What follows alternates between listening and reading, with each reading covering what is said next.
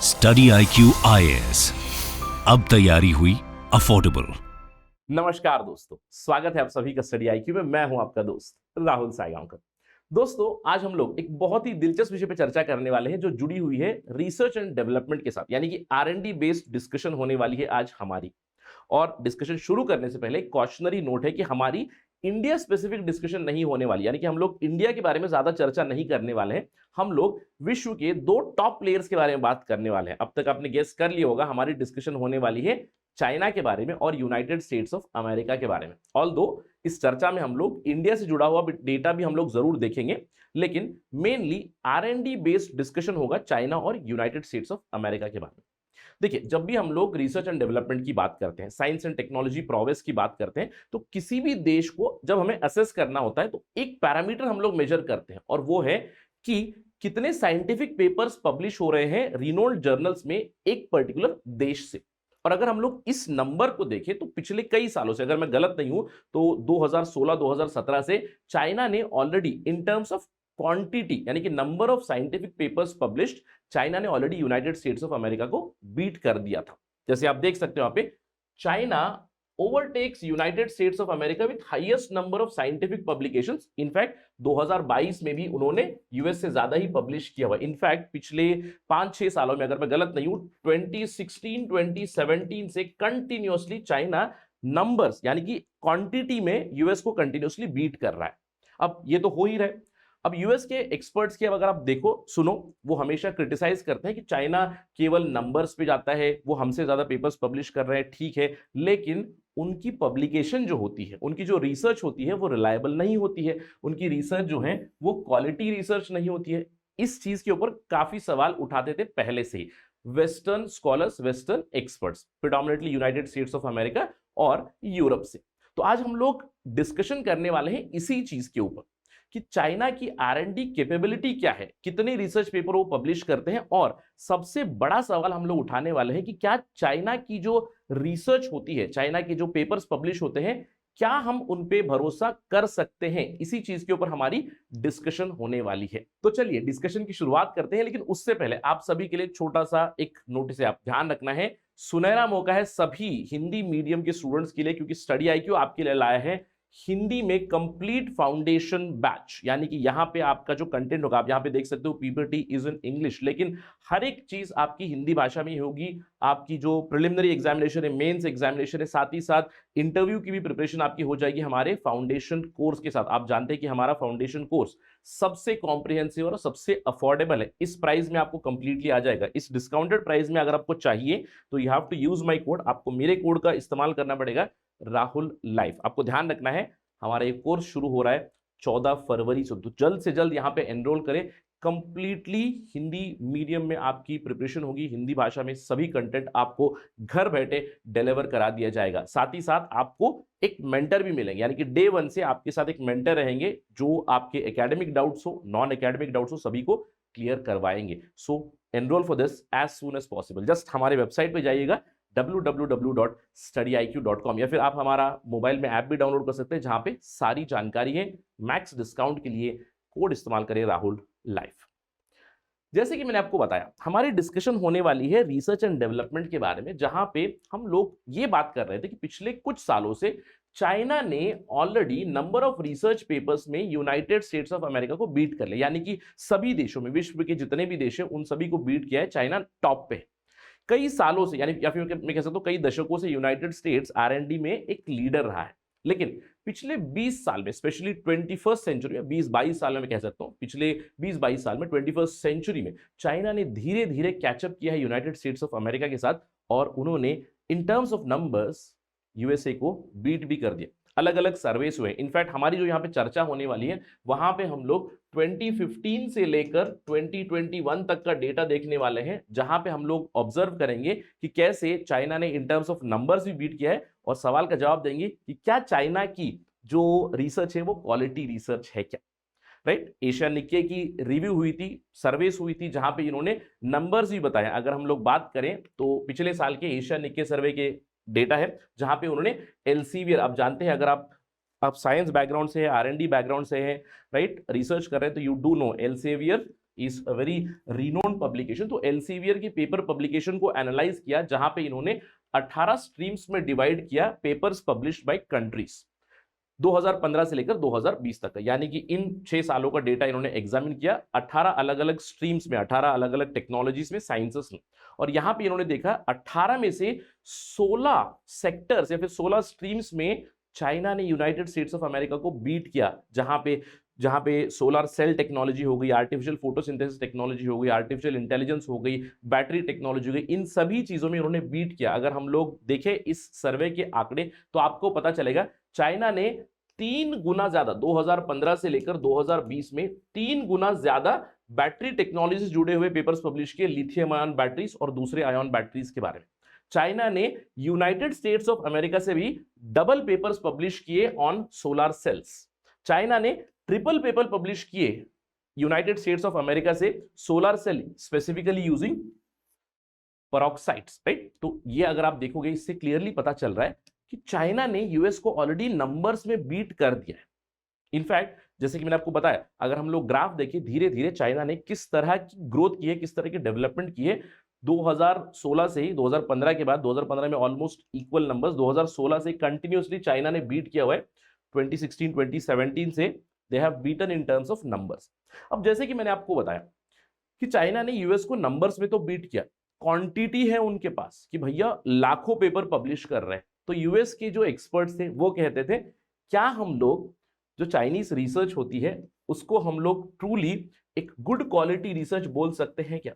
वो लोग सवाल उठाते थे कि चाइना की जो क्वालिटी है उसके ऊपर सवाल, और हम भी यही उठाते हैं कि हम भी यही जानते हैं, जैसे आपके दिमाग में आया ही होगा कि नंबर्स तो हैं, क्योंकि चाइना हम लोग जानते हैं चाइना क्या करता है यार, वो रिवर्स टेक्नोलॉजी का इस्तेमाल करता है, रिवर्स इंजीनियरिंग का इस्तेमाल करता है, पेपर्स को पब्लिश कर देंगे लेकिन कुछ ज्यादा चीजें नहीं कर पाते हैं ना, कॉपी पेस्ट वाली चीजें करते हैं। तो ये सवाल जरूर होगा, राइट, ये तो मुझे भी पता है, लेकिन क्या चीनी रिसर्च सही में ट्रू क्वालिटी की है क्या? अब इसका जवाब हमें रिसेंट टाइम्स में मिल चुका है, स्पेशली 2019 के बाद चाइना ने इन terms of quality also research में बीट कर दिया है यूनाइटेड स्टेट्स ऑफ अमेरिका को, ये पता चल रहा है। आप यहां पे देख सकते हो कि China beats USA in terms of AI research recently. ये 2021 के जो भी आर्टिफिशियल इंटेलिजेंस से जुड़े हुए रिसर्च पेपर्स थे उन्हें एनालाइज किया गया, नंबर में भी, इन टर्म्स ऑफ क्वांटिटी यानी कि in terms of output, in terms of quality, दोनों में भी बीट किया। इसके अलावा China tops US in quantity and quality in general in scientific papers since 2019, यानी कि 2019 से ही उन्होंने continuously in terms of quality also beat किया। अब आपके दिमाग में सवाल आ रहा होगा, सर ये जो क्वालिटी आपने बताई, किसी भी साइंटिफिक पेपर की पब्लिकेशन जो है उसकी क्वालिटी क्या होती है? What do you mean by quality? Quantity तो समझ में आ गया कि चाइना ने भैया 4 लाख पेपर पब्लिश कर दिए, नंबर मैंने बता दिया, ठीक है। तो क्वालिटी क्या होती है? देखिए किसी भी पेपर की क्वालिटी, पेपर पब्लिश की क्वालिटी होती है, एक पैरामीटर होता है उसका साइटेशन, कितनी आपकी साइटेशन होती है। यानी कि समझ लीजिए मैंने एक पब्लिक पेपर पब्लिश किया, रिनोन जर्नल से एल्सेवियर में मैंने एक पेपर पब्लिश कर दिया, तो मेरी रिसर्च को देखकर, मेरी रिसर्च को पढ़कर उसके बेसिस के ऊपर किसी और ने डेवलपमेंट किया है क्या? जब वो करेंगे तो आप जानते हैं कि रिसर्च टर्मिनोलॉजी में आपको साइट करना होता है कि आप कोई भी डेटा दे रहे हो, आप कोई भी इंफॉर्मेशन दे रहे हो, कहां से आपने वो डेटा लिया है, तो यू साइट। तो साइटेशंस कितनी आई है, तो इस बेसिस पे, इस नंबर्स पे अगर हम लोग जाएंगे तो यहां पे भी चाइना ने बीट किया है। ओवरऑल चाइना ने 2019 में कितने पब्लिश किए थे? 4 लाख के आसपास, राइट, 4,07,000, 4 लाख पेपर्स इन्होंने पब्लिश किए। उसी साल यूएस ने कितने पब्लिश किए? अप्रोक्सीमेटली 3 लाख, 293, यानी कि 2,93,000, 3 लाख के आसपास। तो 1 लाख का डिफरेंस है दोनों में, 1 लाख का डिफरेंस है। अब पहले यूएस वाले कहते थे कि भैया ये तो क्वांटिटी का है, क्वालिटी कुछ है नहीं, लेकिन इसी साल में जब पेपर्स को एनालाइज किया गया, थोड़ा सा डिसेक्शन किया गया, तो पता चला कि चाइनीज रिसर्च की साइटेशन जो थी, साइटेशन कितने लोगों ने इसे साइट किया है? 27% साइटेशन थी। टॉप 1% में, टॉप 1% की बात कर रहा हूं, टॉप 1% में 27% आपको निकलेंगे चाइनीज, यानी कि 4000 से भी ज्यादा चाइनीज पेपर को साइट किया गया था। ये मैं पूरे वर्ल्ड का डेटा बता रहा हूं, पूरे विश्व में 4 लाख चाइनीज, 3 लाख यूएस वाले, इंडियंस, जर्मन, सभी लोगों ने मिलकर जो भी पेपर पब्लिश किए थे, उसमें से टॉप 1% साइटेशंस में देखा जाए तो 4700 से भी ज्यादा चाइनीज पेपर्स को साइट किया गया था। वहीं पे यूएस के 4330 पेपर्स को साइट किया गया था। तो यूएस की साइटेशन भी है अराउंड 25%। अब इसके बाद थर्ड नंबर पे आता है यूके, 5.5% इनके पेपर्स साइट किए गए थे। ये ओवरऑल नंबर्स बता रहा हूं। लेकिन हाल ही में एक और जो सर्वे हुई, वहां पे आर्टिफिशियल इंटेलिजेंस से जुड़ा हुआ कुछ और डेटा निकला कि एआई के रिसर्च में, आर्टिफिशियल इंटेलिजेंस से जुड़े हुए रिसर्च और उसकी पब्लिकेशन में चाइना ने हैंड्स डाउन यूएस को बीट किया। चाइना अनडिस्प्यूटेड चैंपियन है यहां पे करके। अब कितने पेपर पब्लिश हुए 2021 में, ये इन्होंने बताया, राइट। एशियन निके रिव्यू का सर्वे है ये, कि चाइनीज जो कंपनीज है जैसे कि टेंसेंट हो गया, अलीबाबा हो गया, जो बड़ी बड़ी कंपनी से वावे हो गया, इन्होंने टॉप आर्टिफिशियल इंटेलिजेंस से जुड़े हुए रिसर्च पेपर्स को पब्लिश किया। यहां पे रिसर्च चल रहा है। ओवरऑल एआई के कितने पेपर ग्लोबली जंप हुए? 25,000 पेपर हुआ करते थे 2012 में, आज 1,35,000 के आसपास है। और यहां पे भी अगर आप देखो, चाइना ने इस 1,35,000 में से 43,000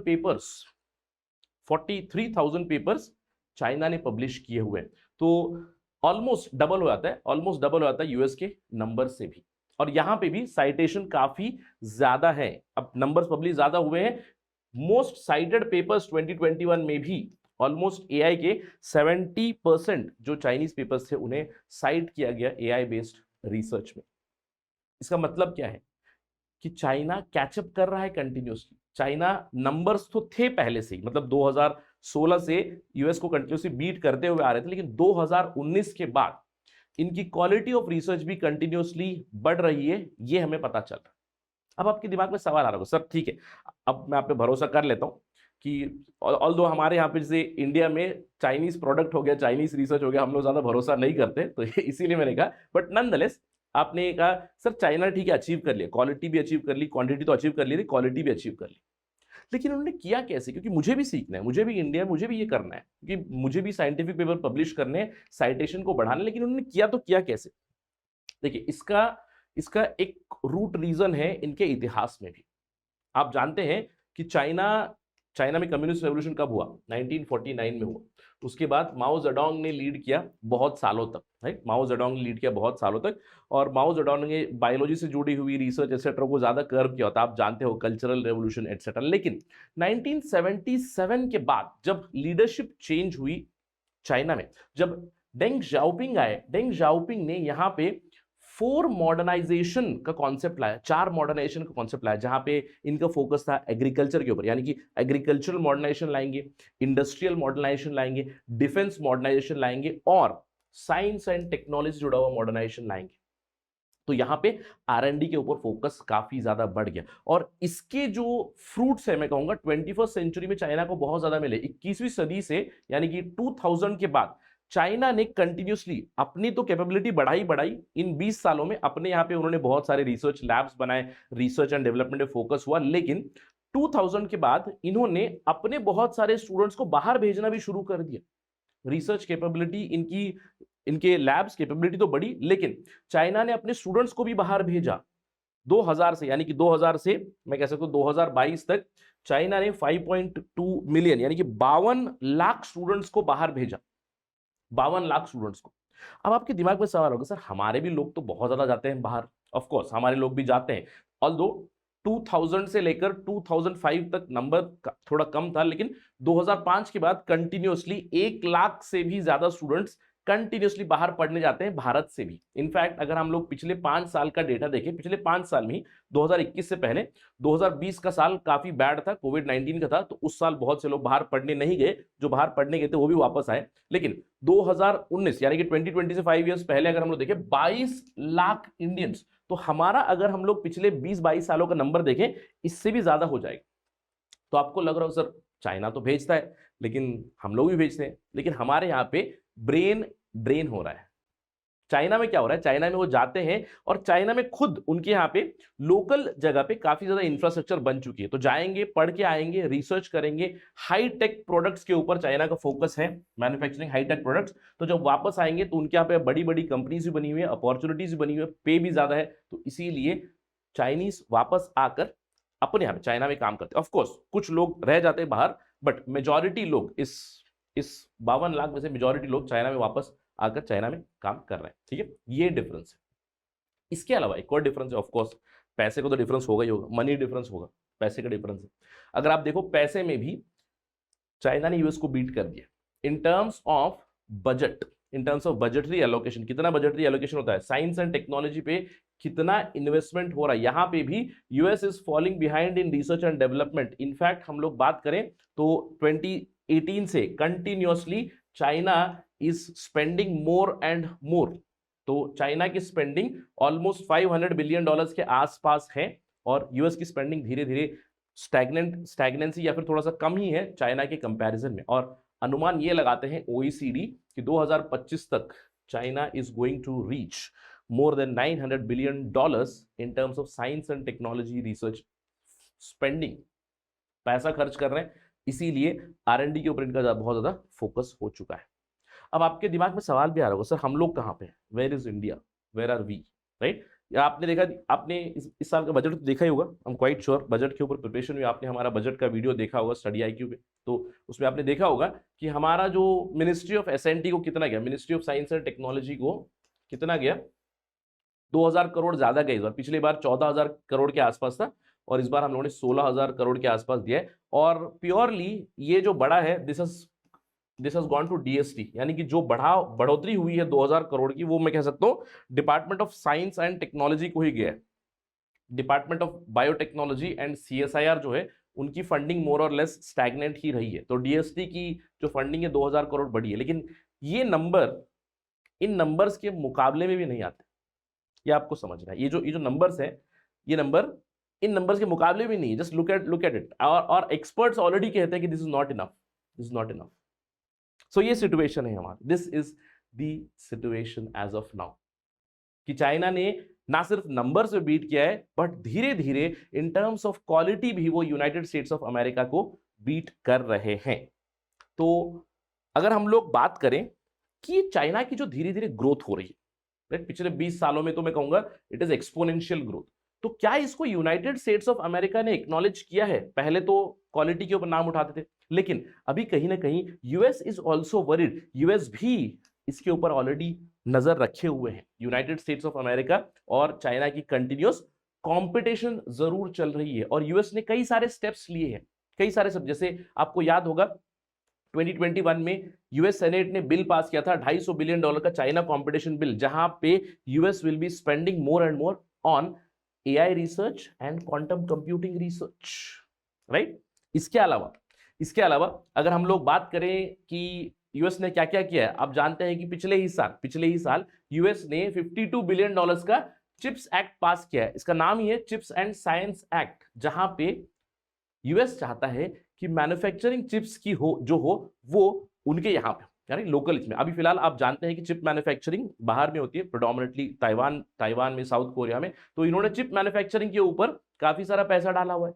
इन्होंने अभी जो चाइना की हाई टेक होती है, हाई टेक के साथ कोलैबोरेशन या फिर चाइनीज हाई टेक के ऊपर इन्होंने रेस्ट्रिक्शंस इंपोज किए। इसके ऊपर तो हम लोगों ने कई बार बात की हुई है, 5G टेक के ऊपर, चाइनीज चिप्स के ऊपर, इनके ऊपर कई बार हम लोगों ने चर्चा की हुई है। तो यूएस ने भी इस चीज को कहीं ना कहीं एक्नॉलेज जरूर किया हुआ है। वो कहते हैं ना कि किसी भी ओपोनेंट को अगर किसी भी ओपोनेंट का रेस्पेक्ट लेना या फिर किसी भी ओपोनेंट को एक नेगोशिएटिंग टेबल पे बुलाना है तो क्या करना चाहिए कि एक पैरिटी आने की जरूरत है। और कहीं ना कहीं यूएस और चाइना की पैरिटी आ चुकी है और चाइना और भी आगे बढ़ रहा है धीरे धीरे। तो ये जो कॉम्पिटिशन है, साइंस एंड टेक्नोलॉजी वाला कॉम्पिटिशन जो होता है, इसका काफी फायदा मिल सकता है अगर टॉप 2 प्लेयर्स कोलैबोरेट कर सके। देखिए, हम जानते हैं कि United States of America science and tech में कई सारे लोगों के साथ पार्टनरशिप करता है, राइट। जैसे यूरोपियन यूनियन में कई सारे कंट्रीज के साथ उनकी SNT पार्टनरशिप होती है। तो आगे चल के क्या ये टॉप 2 प्लेयर्स कोलैबोरेट कर सकते हैं? क्योंकि देखिए, ये जरूरत है। जो यूएस के एक्सपर्ट्स थे पहले क्वेश्चन किया करते थे on the quality of research, but now I think they must have gotten the answer also. तो सवाल ये उठता है कि जो टॉप 2 प्लेयर्स है, यूएसए और चाइना, वो अपने डिफरेंसेस को अलग रख के क्या ह्यूमैनिटी के लिए काम कर सकते हैं? क्योंकि R&D से हम लोग बहुत सारे जो ग्लोबल चैलेंजेस है, ग्लोबल इश्यूज है, उनका सोल्यूशन जरूर निकाल सकते हैं। और यही बहुत सारे एक्सपर्ट्स भी सजेस्ट करते हैं कि ऑफ कोर्स कंपटीशन अच्छा है, कंपटीशन ब्रीड्स क्वालिटी, कंपटीशन से क्वालिटी बढ़ती है जरूर। तो यहाँ पे जो कंपटीशन चल रहा है उसमें जो भी हमारे बड़े बड़े ग्लोबल इश्यूज जैसे climate change, right, clean energy, green energy, right, renewable energy के ऊपर जो हमारा फोकस है, तो क्या इन चीजों के प्रति दो बड़े पार्टनर साथ में आ सकते हैं क्या? परहैप्स यस, ह्यूमैनिटी का काफी ज्यादा फायदा हो सकता है इससे, बट ये तो समय ही बताएगा। अभी फिलहाल तो मैं कहूंगा चाइना धीरे धीरे बाजी मारता हुआ जा रहा है। Let us wait and watch कि क्या होगा आने वाले समय में। लेकिन जाते जाते आप सभी के लिए एक सवाल जरूर है कि इंडिया कहाँ है यहाँ पे। इंडिया, हम लोग हमेशा पूछते हैं कि सर आपने यूएस चाइना के बारे में बात कर दी, हम लोग हमेशा दूसरे देशों के बारे में क्यों बात करते हैं, हमारे देश के बारे में क्यों नहीं बात करते? तो इंडिया कहाँ पे? देखिए, इंडिया के लिए काफी अच्छी खबर आई थी, राइट, पिछले साल एंड में ही इंडिया थर्ड बन गया था ग्लोबल रैंकिंग में। ऑफ कोर्स यूरोपियन यूनियन को अगर हम लोग पकड़े तो वो थर्ड आ जाएगा, क्योंकि वहां पे बहुत सारे देश इन्वॉल्व है। लेकिन first China, second USA, third आपका आ जाएगा India in terms of number of scientific papers publish. यानी कि हम लोगों ने दूसरे डेवलप्ड कंट्रीज को भी पीछे छोड़ दिया है, जैसे कि जापान हो गया, साउथ कोरिया हो गया, उनको भी हम लोगों ने पीछे छोड़ दिया। बट इस डेवलपमेंट के बावजूद कहीं ना कहीं एक सवाल जरूर रह जाता है। इस डेवलपमेंट के बावजूद हम लोग एक सवाल जरूर पूछते, स्पेशली जैसे अगर आप इंटरव्यू में जा रहे हैं, इंटरव्यूज ऑलरेडी शेड्यूल हो, तो इंटरव्यू में आपको पूछा जा सकता है कि चाइना टॉप पे कर रहा है तो हम क्यों नहीं कर रहे, हम क्या कर सकते हैं, हमारे यहाँ पे हम लोग लैग क्यों कर रहे हैं, why are we lagging behind? Yes, of course, अब मैं ये नहीं कह सकता कि हम लैगिंग बिहाइंड, नंबर्स हमारे आ रहे हैं धीरे धीरे, but in terms of quantity, in terms of quality, China has gone way ahead. US जो पहले टॉप पे था वो कैचअप करने की कोशिश कर रहा है, बट अभी भी इंडिया में हम लोग लैग क्यों कर रहे हैं? तो इसके बारे में मुझे जरूर बताइएगा कमेंट सेक्शन में। और ऑफ कोर्स कुछ चीजें आपने ऑलरेडी सुनी है यहाँ पे, कि जैसे हमारे यहाँ से ब्रेन ड्रेन का प्रॉब्लम मैंने आपको बताया, दूसरी प्रॉब्लम है फंडिंग, पैसे की प्रॉब्लम है, फंडिंग हमारे यहाँ पे थोड़ी कम होती है, but do talk about some other issues. मुझे जरूर बताइए कमेंट सेक्शन में इसका जवाब, आपके पॉइंटर जरूर बताइएगा, ताकि हम सभी की प्रिपरेशन हो जाए, right. So that is it right now in this discussion. मिलते हैं अगली बार, स्टे सेफ, जय हिंद। स्टडी IQ IAS, अब तैयारी हुई अफोर्डेबल।